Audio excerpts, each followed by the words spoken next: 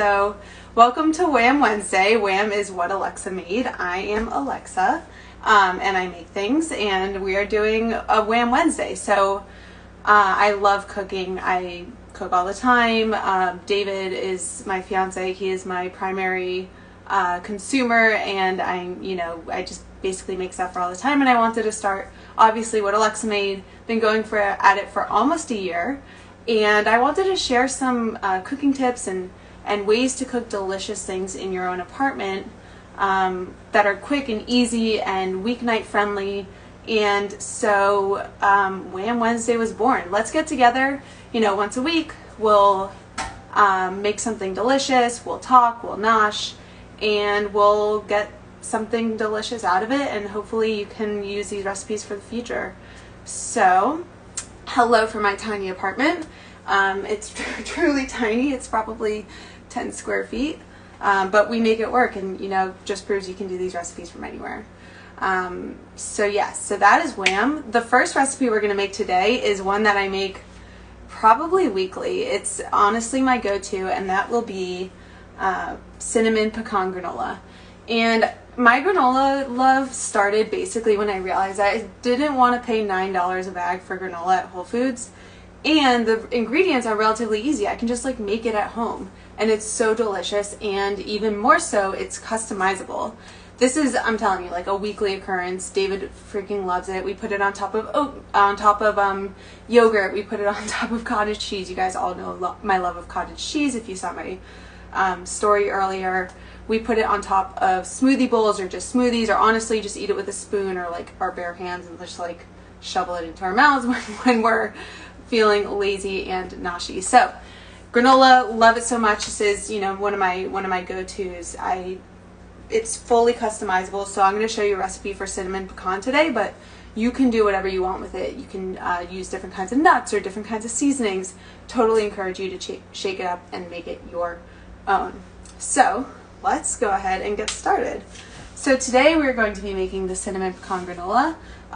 It's pretty simple ingredients, and I don't think I mentioned this before, but for Wham Wednesday, I want you to cook with me. So every Tuesday, I'll post what we're making and the ingredients that go into it.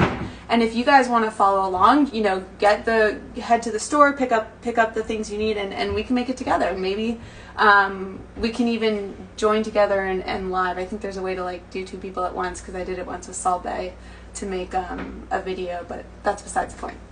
So anyway, I would love if you guys joined along. The recipe will be posted every Tuesday, or the ingredients will be posted every Tuesday, and every Wednesday we will make it together. So the ingredients that we're working with, we have 2 cups of rolled oats, 1 cup of crisp rice cereal, Rice Krispies would work really well here. I'm a Trader Joe's consumer or frequenter, so it's called organic crisp rice cereal at Trader Joe's. We're also working with some pecans, 1 cup of pecans, and then we'll be using a 1/4 cup of vegetable oil just to kind of get everything to marry each other. We'll be using a 1/4 cup of maple syrup as our sweetener today.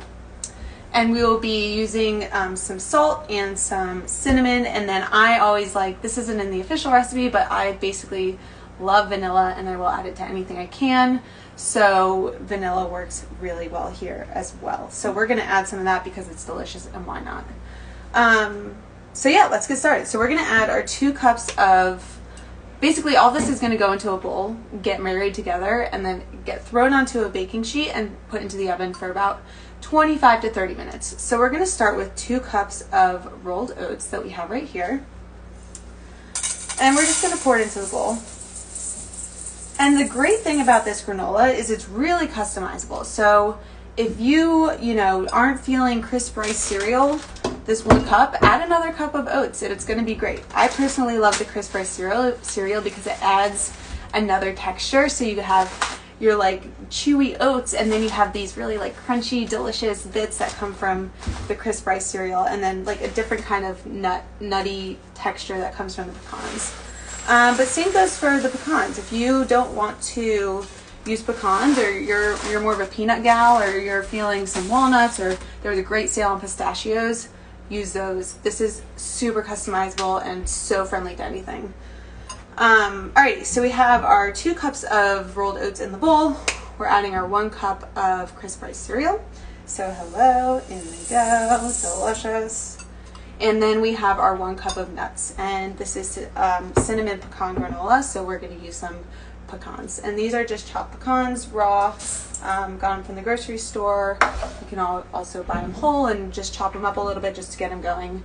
And we are going to take a trusty rubber spatula and then mix all of these guys together and just get them stirred up, because you want to have them homogenized and ready to go for when the wet ingredients get added.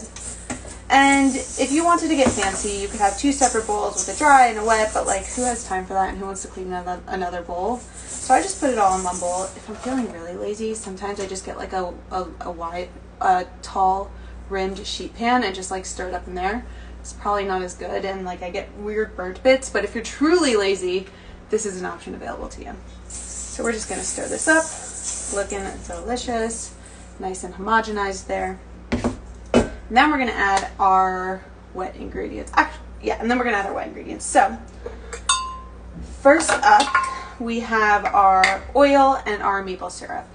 And this is a really cool trick for getting all the maple syrup out of your measuring cup. So this happens like with any sort of sticky ingredient, like molasses or maple syrup or honey. A lot of times you'll pour it out of the cup and like half of it will still be in there, and you're trying to figure out did I pour in what I thought I poured in, what was actually in my bowl now. But a really cool tip is if you have oil in the recipe as well, if you pour oil into that measuring cup, we got 1/4 cup going here, pour it right in. And then if you take your sticky ingredient, you're going to pour it into the same exact measuring cup. And what happens is that oil kind of starts to it creates a barrier or a lubricant between the cup and the sticky stuff. And you can just toss it in, and all of your sticky stuff will come out of your measuring cup. Nice and clean. So that is a hot tip. I am out of maple syrup. And I heard a little bird, aka Emily, ask me if we can use pumpkin spice if we didn't want to use cinnamon. Yes, please customize it. It's fall, it's, you know, basic pumpkin season. Let's get our pumpkin spice up in here because we're feeling autumn coming around the corner. That works fabulously. I love to go with cinnamon, but if you're passionate about any sort of spice, use that. You know, I keep it sweet, but I've never tried savory, wouldn't recommend it, but you know what, the world's your oyster with this granola. So we're going to take this cinnamon and we're going to take about a little less than a teaspoon, about 3/4 teaspoon. I don't have a 3/4 teaspoon measurement. I'm pretty lazy, so I'm just kind of eyeballing it. That looks like 3/4 teaspoon. And we're going to toss it in. Here we go. And I forgot to mention, if you aren't a big maple syrup person, or you have another sweetener on hand, if you have like honey or molasses or date syrup or something like that, that works really well here. Also, you don't have to use maple syrup. Any sort of like liquid sweetener would work well. Question from Amy: can we add chocolate? Yes, please add chocolate. I think if I was adding chocolate, I would either add cocoa powder somewhere in this step, maybe instead of the cinnamon. If you were looking to get like little chocolate chunks going, I would wait until after you cook the granola, let it cool, and then add your chocolate so you don't get kind of like a chocolatey big ball of mess. Another thing that I would mention is if you want to add dried fruit, that works fabulously here as well. You can add chopped apricots or multicolored raisins. I love to add any sort of dried fruit would work well here. You know, crystallized ginger could be really cool too. But you are going to want to add that after you pull the granola out of the oven. Don't put it in pre-oven, because it'll really just, all those sugars in that fruit will just burn to a crisp much faster than everything else in that pan, and you'll end up with like a lot of really burnt bits. So you'll have to like sit there and pick them out. It's happened to me before. I would not recommend it. It's not fun, and they kind of get bitter. I just realized I forgot to add our salt, so we're going to add a little less than a teaspoon of salt. It's about 3/4 teaspoon. And it seems like a lot of salt, but it's so delicious. You get really like that sweet, salty, amazing flavor that is just like hits every flavor receptor of your brain. And then that's going to go away. And then, like I said, can never get enough vanilla. I love it in every occasion. So we're going to add about a teaspoon of vanilla as well.